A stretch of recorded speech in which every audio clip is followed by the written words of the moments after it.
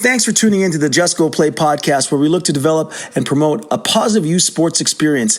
As always, we are available for speaking and private engagements and can be reached at info@justgoplay.ca.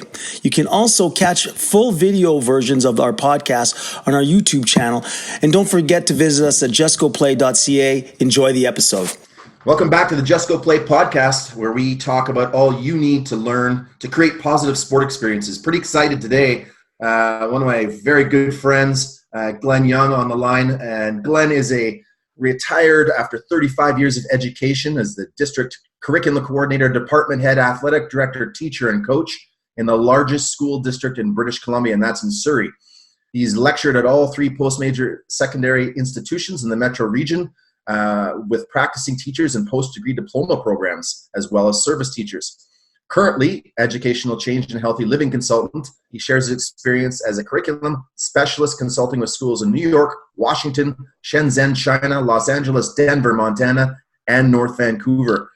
He has developed resources and tools for the Surrey District School Board, North Van School Board, Box Canada, Chicago Run, Loris Foundation, USA, PHE Canada, Via Sport, and the British Columbia Ministry of Education. Ladies and gentlemen, our pleasure to welcome Glenn Young to the podcast. Glenn, how you doing today? I'm doing great, Matt. Daryl, I'm fantastic. Thanks so much for having me on.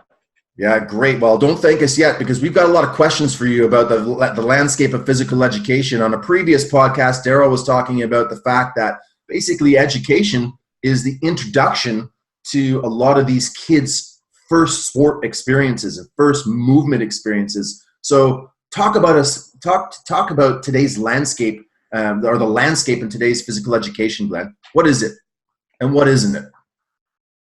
Well, the landscape today, unfortunately, still looks virtually the same as it did 50 years ago. There's pockets of change, there's pockets of innovation, but mostly it's mediocre to poor programs universally. Everywhere in the world PE just has not moved ahead. It's still the same old traditional stuff. So, Glenn, why do you think physical education is getting marginalized? Why are we, if we know, one of your sayings is, why doesn't what we know change what we do? If we know it's critical to the motor development, the mental development, and the spiritual, social development of kids, why are we so reluctant to change that and make it a higher priority in our curriculum and in our development, our school system? For sure, it's not valued. And I think it's not valued because ultimately we take our health for granted. And so in the early years, when you have young kids, you're all about their safety and all about their health. But at a certain point, you just let go of that and you just take all of that for granted. So I think we take our health for granted. That's one issue. A second one is PE is really easy to fake. You just have to roll out a ball, have a clipboard and a stopwatch and time, and manage kids on and off in shifts. And so it's very easy to fake activity. It's marginalized because phys ed does not have a standardized assessment other than fitness tests. That's the only standardized assessment that phys ed has. And so that's, people have gravitated to that, but PE is not just about fitness tests. So another reason it's marginalized because of that is that there's an assumption that no learning takes place because the kids are just running around and playing. Glenn, I got real quick. Why is it okay to tell a kid that he's dumb, but it's not okay to tell him that he's out of shape? That's a great question, Daryl. I wouldn't say schools are telling kids they're dumb. They're saying they're not. They word it differently. Well, I know. Right? They're not within expectations. They're not performing at grade level. And I think phys ed has to see that. That's exactly what I was going to say here, is that PE hasn't figured out a way to communicate how and what student learning looks like. So, we phys ed in the past was being very blunt in that you could perform a skill, you couldn't perform a skill, you were in shape, you weren't in shape. And so it was too blunt. And then the pendulum swung, and this is kind of going back to that landscape question, Matt. The pendulum swung to the other side where everything went what I call APE, attitude, participation, and effort. And you just showed up, you had your gear, and you had a smile, and you got an A.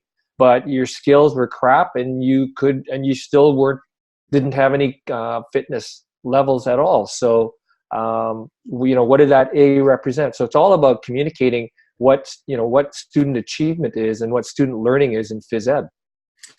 So in your opinion, Glenn, totally agree. And, Daryl and I both wish that we could have that APE formula for math and science when we were going through school, but we didn't. Otherwise, we would have got a little higher marks. What does quality daily physical education look like? What should that look like based on, what it doesn't look like?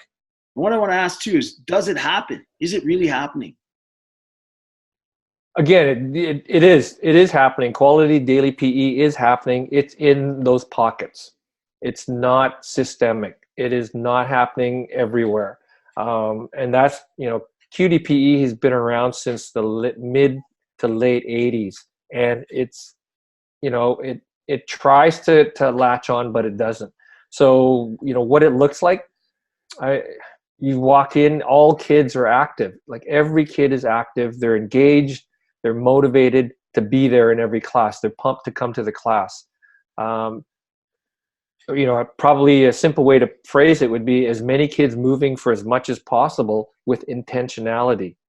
They're learning about basic concepts like fitness, nutrition, fundamental movement skills, and games, but they're learning that through physical activity and then also applying a social emotional lens. That's what QDPE would look like. And it's hard work. And so we're guessing that that's why it's not getting done, because it is hard work. So great segue. So Glenn, what makes a quality physical education teacher? I think you can drop the PE out, and just what makes a quality teacher, really, you have to be passionate. You have to be passionate about what you do. You've got to be hungry to learn and to get better. For phys ed specifically, you have to be a keen observer of movement. I think I see very often on Twitter, people are showing clips of their class and sharing their practice, which is great.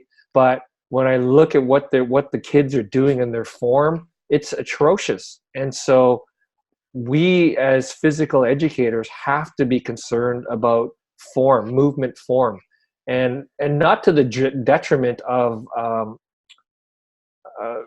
stopping the learning and stopping the fun. But there's a way, just as in personal training, there's a way to cue someone to help them get better with just little things, rather than trying to correct every single thing that's wrong with them.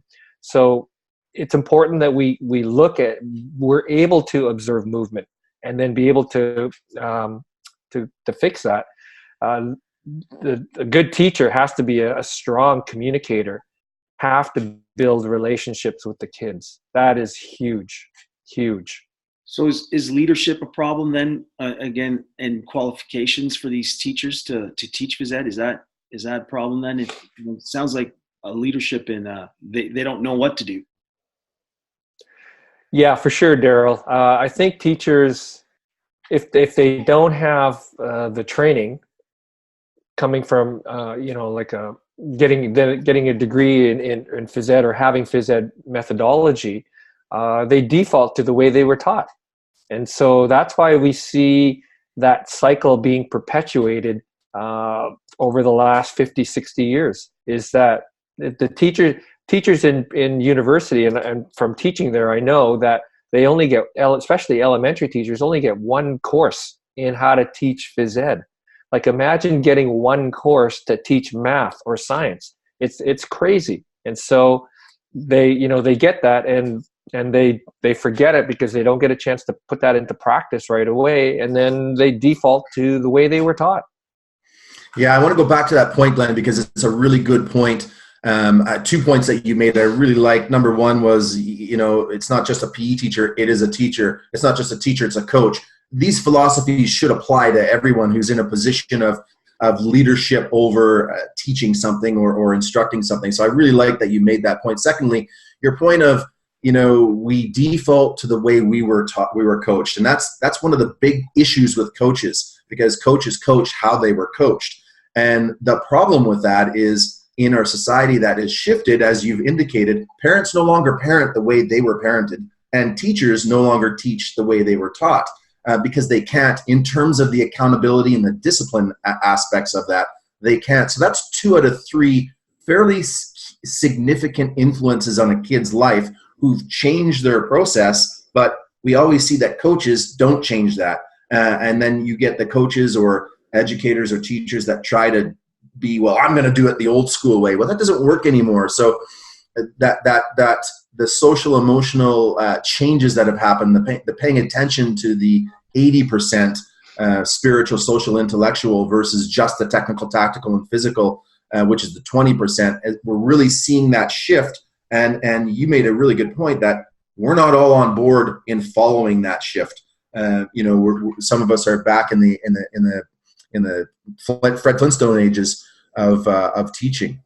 Well, I think, to build on that point, Matt, the traditional phys ed and probably traditional sport model has been focused around building skill, movement competence. And that was the prevailing philosophy or paradigm, that was the only way to get into sport, was movement competence. And phys ed was sort of following that line, that everything was drill and kill, focus on skills, evaluate the skills, right? You do 10 layups, and whatever your score out of 10 was, you hit serves, and like that is so old, it's brutal. And the problem is that if we shift the lens and look at it through a physical literacy lens, then what we want to do is say that, okay, we want to build motivation and enjoyment, and that's why people tend to participate, because they enjoy things and it's fun, and that motivates them. And so that's a key door. And so I think of physical literacy as 4 doors. So motivation and enjoyment is 1 door, and so our phys ed programs have to give the kids the key to unlock that, and then that drives participation. Because if you're motivated and enjoying something, well, then you're going to continue to do it. And as you continue to do that, it's like, okay, well, yeah, I do kind of want to get better, but it's not the focus. And then as you do get better, your confidence builds. And as your confidence builds, well, it just perpetuates that cycle. Your confidence feeds your motivation and your enjoyment. It feeds the participation, and then you want to get better. The example that I would use would be people who run and start into 5Ks and 10Ks. They run and do that initially just as the social piece, the enjoyment piece, and then so they're participating. And then as they start to do that, and they start to go, okay, well, yeah, I'd like to improve my time. I'd like to get a little bit better. And then as they do get that, they see that confidence build, and then that fuels the motivation. Yeah, really good, Glenn. Really good analogy. Thanks. Okay, so your 15 minutes of fame is coming to an end, and we do that intentionally because we want people to come back. We want people to access you. You're part of the Quality Coach Collective. They can find you there, qcoachingcollective.com. Glenn Young, he's there. Glenn, end off with your 3 key recommendations to parents and kids as it relates to their PE experience. What are 3 nuggets that we can take and do immediately? I think the first one would be to talk to the teacher. Talk to your phys ed not only the phys ed teacher, but just talking to your teacher. And they normally talk to the teacher about the classroom stuff, but talk to the teacher about what your son or daughter is doing in the gym. A great question would be to ask them, what's your evidence of learning in your PE class? I'm guarantee you that will stump the teacher, because they will not have that down. What evidence are you gathering that my child or daughter, or my son or daughter, is learning in your PE class? The next one would be to ask them, or for the parent themselves, to get more knowledge as to how PE and exercise impacts the brain for learning. There's all that neuroscience research that supports how exercise is so vital to how our kids learn and how our brains learn.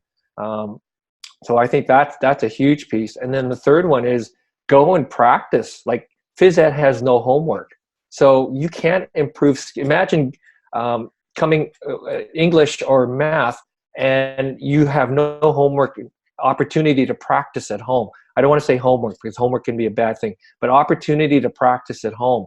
And so if imagine a subject area not having any homework, well, how do you get better?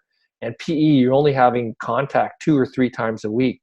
So I always say if you swap PE and math times in the school, what kind of results would math get? If you had 2 to 3 times a week, math wasn't taught by someone that knew what they were doing, and they didn't give you homework. People would lose their mind. What's that, Daryl? I said people would lose their mind if you only had 3 math sessions a week. Yeah, same with English language arts, right? Lose their mind. Yeah. Fantastic. Glenn Young, one of the best in the business. Thanks so much for joining us on our Just Go Play podcast. We know you're retired, so it's appropriate that we end with telling you to just go play. Thanks a lot, mate.